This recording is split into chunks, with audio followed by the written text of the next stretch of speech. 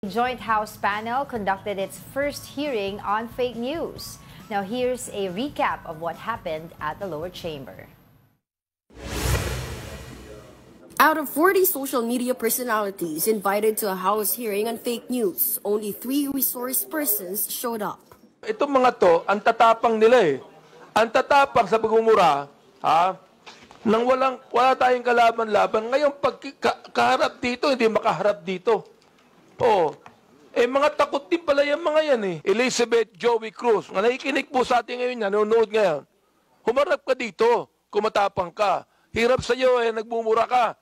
Nang dyan na wala kaming kalaban-laban. Humarap ka dito. Dito. All those who did not go to the hearing have their reasons, but that did not sit well with lawmakers. Show-cause orders were issued to the vloggers, including former Press Secretary Attorney Trixie Cruz Angeles, Mark Anthony Lopez, Crisette Chu, Aaron Peña, and Elizabeth Joey Cruz. Angeles was among those who filed for temporary restraining order to question their invitation to the hearing.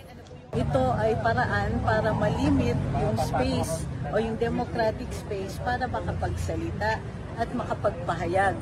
Ito po ay garantisadong karapatan sa ilalim ng saligang batas. We feel that there is some prejudgment here. Mahalaga na dalhin namin sa tamang venue at ang venue na ito ay ang Korte Suprema. Hindi po pwede na gawin pong rasyon ng mga yan na meron tayong freedom, na kine-curtail natin yung freedom of speech nila. Huwag niyo pong lokohin ang taong bayan. Wala hong curtailment o suppression ng freedom of speech dito. Kaya nga kayo inimbita rito eh. Diba? Kaya kayo inimbita dito para makapagpahayag din kayo. The House panel is looking at the possibility of filing a disbarment complaint against Angeles. Meanwhile, during the hearing, the creation of a code of conduct for content creators was discussed. For Ellen Tordesillas of Verifiles, there should be ethical standards for the use of social media. Dapat kasi pag may nakita tayong lies and falsehood, dapat maano na tayo yung antena mo dapat mag-on at saka mag-turn off ka eh. Kaya lang, I'm worried sometimes that we take the lack of truthfulness parang casually for granted. So I think we should, yun ang pinakaano ko is, I think we should strengthen our appreciation for truthfulness. Mayroong mga journalist na nagbablog, di ba? But blogging does not make you a journalist. For News 5, I'm Marian Enriquez. We are One News. Alam mo, medyo dyan, ha? mainit yan, pero I agree because you have to remember vlogging and social media influencing is an emerging industry. Therefore, if it's an emerging industry, parang tayo, pinaghihirapan natin ang trabaho natin, and we go by certain rules, di ba? We are free to say what we want. Sa media kasi, we have certain rules. Merong mga ethics dyan. Yeah, I mean, we have certain rules that we go by. Some are spoken, some are written, some are unspoken.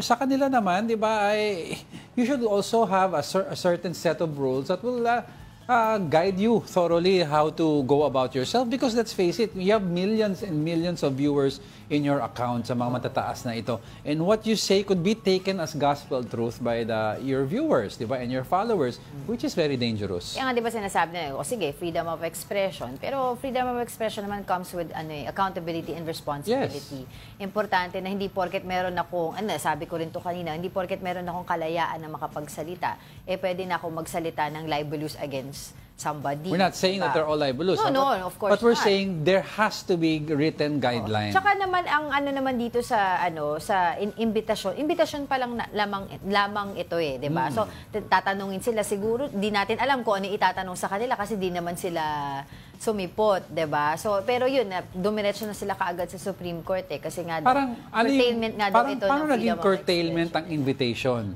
'Di ba, kung ako sa kanila, attend it. Now, if they feel that they were treated unjustly, punta kayo sa Supreme Court right after. Pero experience muna the hearing. I mean, si former President Rodrigo Duterte knew that he was going to face a hostile environment sa Congress. Pumunta pa rin siya. Diba? So hindi ba dapat kayo susunod sa mga taong sinusuportahan nyo? Pumunta din kayo. And if you feel na kino-curtail ang freedom of speech mo, then you speak out after. Pero wala pang nangyayari, kinurtail na kayo. Tapos alam ko may isa pang personality, no, social media personality ang nag-point out. I just forgot lang kung anong pangalan niya, na pinoint out niya na kaya lang naman nagsimula itong probe na to, no, on fake news or disinformation kasi kiniklaim nitong mga congressman supposedly, no, allegedly, na biktima rin sila ng fake news. So sinasabi, dapat daw nagsistem yung of course, yung ganitong concern, hindi dapat para lang sa kanila, but also for the other people. And we have to remember as well, going back, no, na itong mga hearing na to ay supposedly for in age of legislation. Diba? In aid of legislation. So, let's see, diba, kung ano yung po pwedeng magawa natin dito na batas. Yeah. Sabi nila, wag daw batas eh. Kasi batas ang gagawin dito, siguro mga parang somehow rules and regulation, wag daw gawing batas. Yun ang sinasabi ng iba. No, tsaka lastly, no, before we move on to other topics, kailangan din pag-usapan dito. Ganito kasimple po, not everyone naman ng mga vlogger or influencer nag-fake news.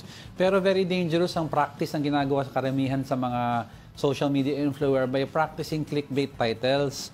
You have to remember, not everyone reads content or watches the entire video.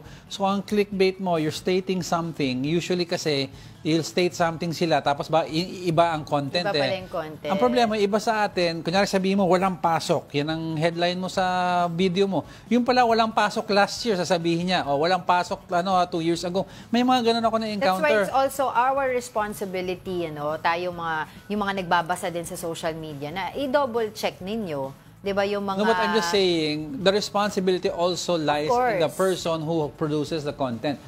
We as journalists, news anchors, and in broadcast media, we practice as much as possible. Our networks give us the freedom to talk, but we have to practice restraint, responsibility. We also practice truthfulness and accountability. So kayo, social media influencers, you should also have a certain set of rules that will hold you accountable kung nagkamali kayo. Oo. Basta ako gusto ko magkaroon talaga tayo ng pagkakaisa pagdating sa fake news tsaka disinformation. Kasi napakarami talaga ngayon sa social media. Hindi mo mabilang na makikita mo yung mga gumagawa ng social media pages about a certain person or a certain news related topic. Tapos pagkita mo, sobrang ang dami yung mga misinformation or disinformation na nakalagay doon.